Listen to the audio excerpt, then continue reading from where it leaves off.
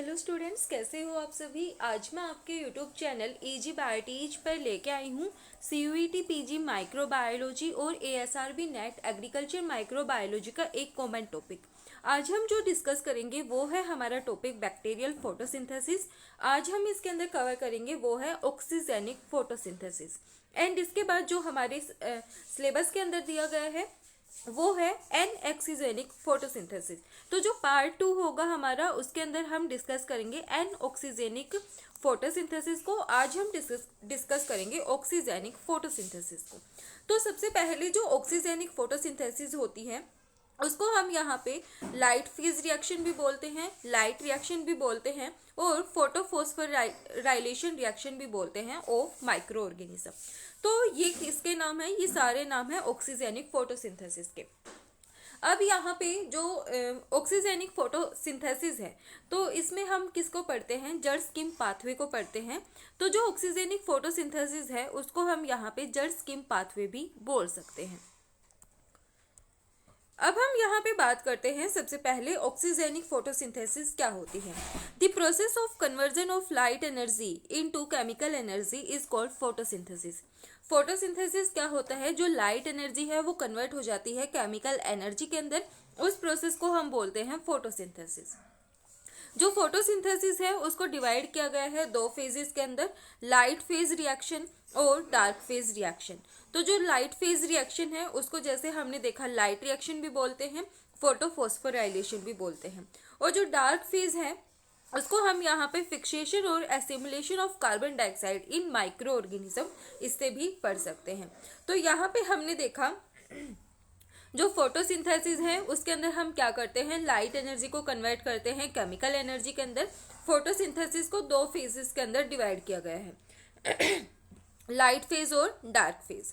इसके बाद हम बात करेंगे यहाँ पे अब लाइट फेज में होता क्या है। जो लाइट फेज है वो क्या है, फर्स्ट फेज है फोटोसिंथेसिस की, जिसके अंदर जो लाइट एनर्जी है वो कन्वर्ट हो जाती है केमिकल एनर्जी के अंदर in the form of ATP। The reduction of NADP to NADH also occurs in this phase. यहाँ पे क्या होता है, NADP का रिडक्शन होता है NADPH के अंदर। The ATP and NADPH are collectively called assimilatory power। जो ATP और NADPH है इन दोनों को हम collectively क्या बोलेंगे, assimilatory power बोलेंगे, which are required in the second phase that dark reaction, जिसकी जरूरत हमें कहाँ पे होती है, डार्क रिएक्शन के अंदर जरूरत होती है।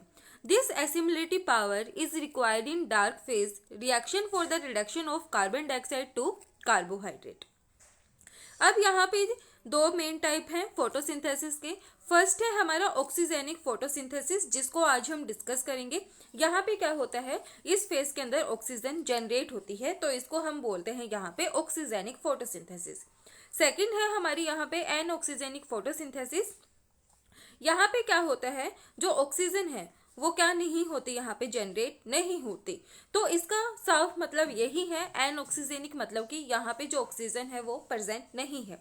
तो इसको अब हम यहाँ पे देखते हैं, those that don't call anoxygenic photosynthesis purple and green bacteria for the most part oxygenic phototrophs have chlorophyll whereas anoxygenic phototrophs have bacterio chlorophyll.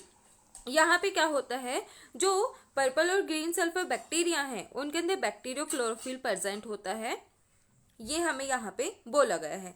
और जो ऑक्सीजेनिक फोटोट्रोप्स हैं उनके अंदर क्या प्रेजेंट होता है, क्लोरोफिल प्रेजेंट होता है। अब हम यहाँ पे बात करते हैं, इसका जो एग्जाम्पल है वो क्या है हमारा, वो है साइनोबैक्टीरिया।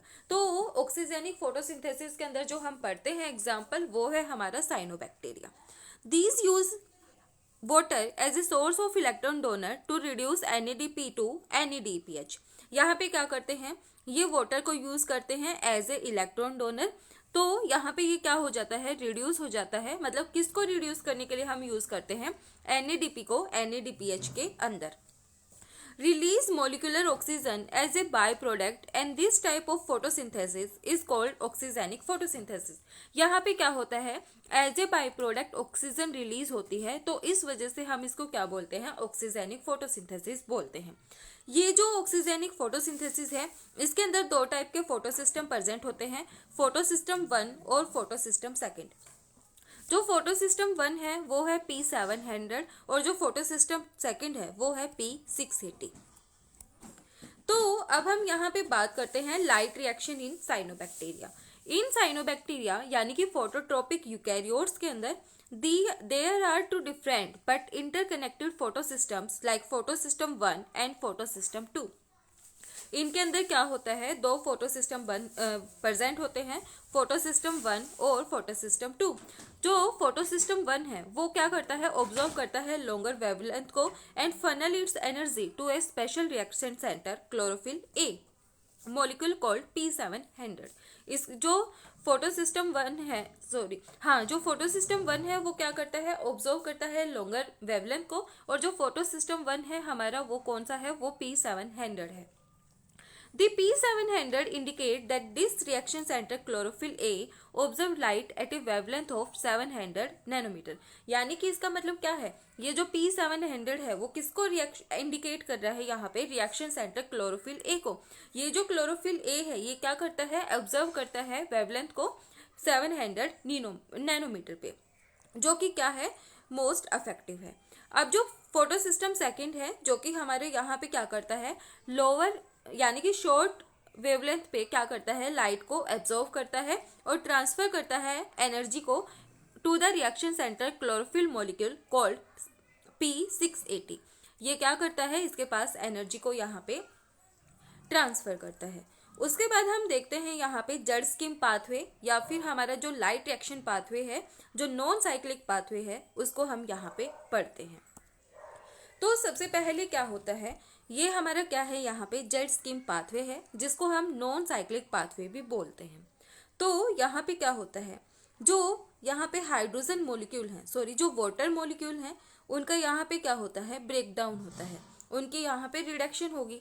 तो जब हाफ वाटर मॉलिक्यूलर प्रेजेंट होता है तो हमें यहाँ पे क्या मिलती है, एक वाटर मॉलिक्यूल से हमें यहाँ पे हाफ ऑक्सीजन मिलती है।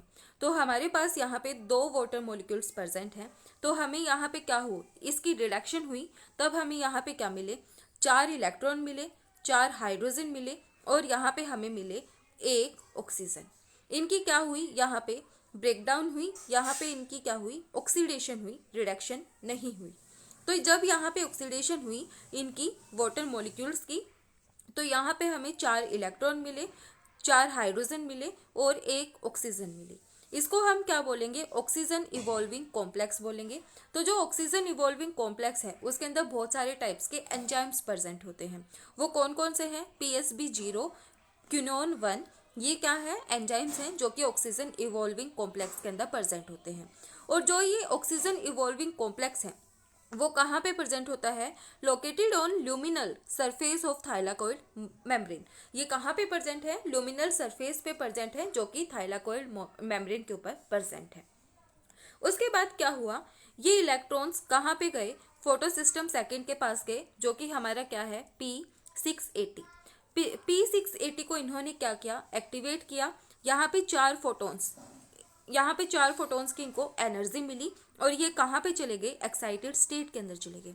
जब एक्साइटेड स्टेट के अंदर गए तो ये किसके अंदर कन्वर्ट हो गए, P680 प्लस के अंदर क्या हो गए, कन्वर्ट हो गए।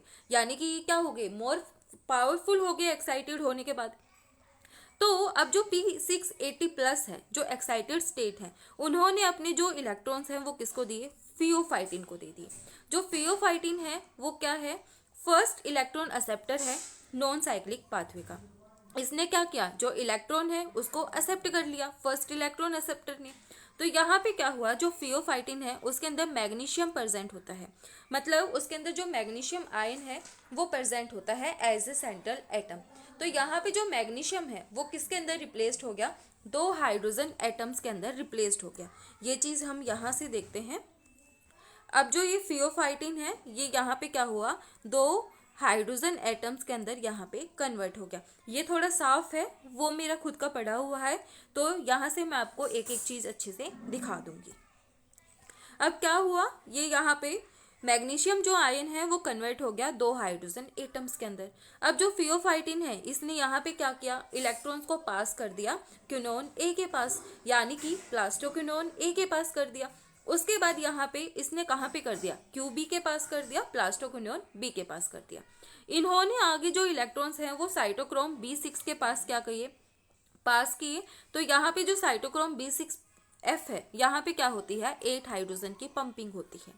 यहाँ पे पंपिंग हुई, इन्होंने क्या किया, जो PC यानी कि प्लास्टोसाइनिन है उनके पास इलेक्ट्रॉन्स को पास कर दी। प्लास्टोसाइनिन के पास से जो इलेक्ट्रॉन्स हैं वो कहाँ पे एंटर कर गए, फोटोसिस्टम 1 पे, यानी कि जहाँ पे हायर वेवलेंथ पे वो क्या करते हैं, इलेक्ट्रॉन्स को एब्सॉर्ब करते हैं। अब जो P700 है वो क्या हो गया, एक्टिवेट हो गया। एक्टिवेट होने के बाद इनको क्या मिली, यहाँ पे 4 फोटॉन्स की एनर्जी मिली, और ये भी क्या हो गया, यहाँ पे एक्साइटेड स्टेट के अंदर चला गया। जब एक्साइटेड स्टेट के अंदर चला गया तो ये किसके अंदर कन्वर्ट हो गया, P701 के अंदर कन्वर्ट हो गया। अब जब ये कन्वर्ट हुआ तो यहाँ पे क्या हुआ, ये जो मॉडिफाइड जो क्लोरोफिल है उसने क्या कर लिया, यहाँ से इलेक्ट्रॉन्स ले लिए, ये यहाँ पे A1 के अंदर कन्वर्ट हो गया, यानी कि फाइलोक्विनोन के अंदर कन्वर्ट हो गया। फिर यहाँ पे ये किसके अंदर हो गया, फेरस सल्फर के अंदर क्या हो गया, ये कन्वर्ट हो गया, यानी कि FeS के अंदर ये कन्वर्ट हो गया। उसके बाद यहाँ पे फेरोडोक्सिन ने यहाँ से क्या लिए, इसके पास से इलेक्ट्रॉन्स लिए, और फिर ये यहाँ पे फ्लेविन न्यूक्लियोटाइड के अंदर क्या हो गया, ये कन्वर्ट हो गया। रिडक्टेज के अंदर क्या हो गया, ये कन्वर्ट हो गया। फेरोडोक्सिन NADP रिडक्टेज बोलेंगे हम इसको, ये इसके अंदर क्या हो गया, ये कन्वर्ट हो गया। अब क्या हुआ, यहाँ पे जो जो हमारे ये फ्लेवो प्रोटीन फेरोडोक्सिन NADP रिडक्टेज है, इसने क्या कर दिया, यहाँ पे जो NADP पॉजिटिव है उस मतलब ये रिडक्टेज एंजाइम है, तो इसको रिड्यूस कर दिया यहाँ पे NADPH के अंदर, स्ट्रोमा के अंदर। तो ये क्या है, हमारी यहाँ पे नॉन साइक्लिक पाथवे है, जो कि हमने यहाँ पे देखा। अभी हमने क्या देखा, हमारा फर्स्ट इलेक्ट्रॉन एक्सेप्टर कौन है, यहाँ पे ये रिड्यूस कैसे हुआ और स्ट्रोमा के अंदर रिड्यूस हुआ है, ये हमारे यहाँ पे मेन है। उसके बाद यहाँ पे जो कुछ एक मेन चीज है वो क्या है, जो हमारे यहाँ पे P680 है उसको कौन ब्लॉक करता है, वो करता है एट्राजाइन। एट्राजाइन क्या करता है, इसको ब्लॉक करता है। जो QB है, क्विनोन B है, उसको यहाँ पे जो DCMU है, यानी कि 3,3,4 डाइक्लोरोफिनाइल 1,1 डाइमिथाइल यूरिया है, वो क्या करता है, क्विनोन B को यहाँ पे क्या करता है, ब्लॉक करता है, इनहिबिट करता है। उसके बाद यहाँ पे FeS को कौन यहाँ पे ब्लॉक करता है, इनहिबिट करता है, वो है पैराकोट। यहाँ पे ये क्या है, इसके इनहिबिटर्स हैं जो इस पाथवे को ब्लॉक कर सकते हैं। तो यहाँ से हमसे क्वेश्चंस पूछे जा सकते हैं। ये हमने यहाँ पे आज देखा कि हमें एक वाटर मॉलिक्यूल से हाफ ऑक्सीजन मिलती है, 2 वाटर मॉलिक्यूल से 1 ऑक्सीजन मिलती है, और हमारे पास यहाँ पे 3 इनहिबिटर्स प्रेजेंट है। उसके बाद हमारे यहाँ पे जो फियोफाइटिन है उसके पास मैग्नीशियम प्रेजेंट है। जो मैग्नीशियम है वो किसके अंदर कन्वर्ट होता है, हाइड्रोजन के अंदर कन्वर्ट होता है। ये चीजें हमने पढ़ी। उसके बाद कुछ एक बात है प्लास्टोसाइनिन के बारे में। जो प्लास्टोसाइनिन है वो वाटर सोल्यूबल है और उसके अंदर कॉपर प्रेजेंट होता है। तो ये था हमारे यहाँ पे जेड स्कीम पाथवे। उसके बाद हम यहाँ पे देखते हैं इसको, यहाँ पे क्या हुआ, जो P680 है उसको यहाँ पे वाटर मॉलिक्यूल से क्या मिली, एक्टिवेशन मिला, मतलब उनका ऑक्सीडेशन हुआ तब, तो यहाँ पे ये एक्साइटेड स्टेट के अंदर चले गए। फिर फियोफाइटिन ने यहाँ पे क्या किया, इलेक्ट्रॉन्स को ऑब्जर्व किया और वो यहाँ पे किसके अंदर आ गए, प्लास्टोसाइनिन के अंदर आ गए। फिर यहाँ पे क्लोरोफिल P700 ने उन इलेक्ट्रॉन्स को ऑब्जर्व किया और वो एक्साइटेड स्टेट के अंदर चले गए। एक्साइटेड स्टेट में जाने के बाद यहाँ पे क्या हुआ, इन सबके पास क्या आए, इलेक्ट्रॉन्स आए। फिर उसके बाद जो फ्लेवो प्रोटीन फेरोडोक्सिन न्यूक्लियोटाइड रिडक्टेज है, उन्होंने क्या किया, NADP पॉजिटिव को कन्वर्ट कर दिया NADPH के अंदर। ये है हमारा आज का टॉपिक जो कि हमने डिस्कस किया, ऑक्सीजेनिक फोटोसिंथेसिस। वीडियो पसंद आए तो लाइक, शेयर एंड सब्सक्राइब जरूर करना। Thank you.